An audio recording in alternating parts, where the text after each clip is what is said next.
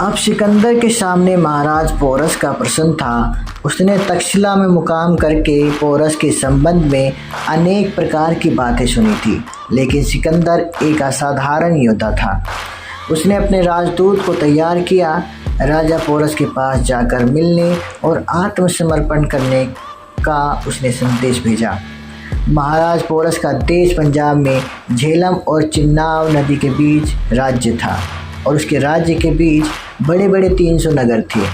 राजा अम्बी को छोड़कर दूसरे कितने ही राजाओं के साथ पोरस की मित्रता का संबंध था। पंजाब में अनेक राजा राज करते थे, लेकिन उस समय पोरस ही एक बड़ा राजा था और युद्ध में पराक्रमी तथा शूरवीर था। महाराज पोरस के दरबार में अपनी विजयी सम्राट सिकंदर का संदेश लेकर यूनानी राजदूत पहुंचा और अपना संदेश सुनाया। राजदूत के मुंह से अधीनता स्वीकार करने की बात से पोरस के संपूर्ण शरीर में बिजली दौड़ गई। अपने बड़े नेत्रों से एक बार राजदूत की ओर देखा और मन ही मन कहा, इस देश के सभी राजा और नरेश राजा अम्बी नहीं हैं।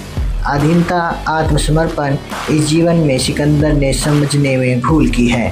पोरस ने राजदूत को जवाब देते हुए कहा, मैं आऊँगा और अपनी सेना के साथ सीमा पर युद्ध के लिए तैयार मिलूँ।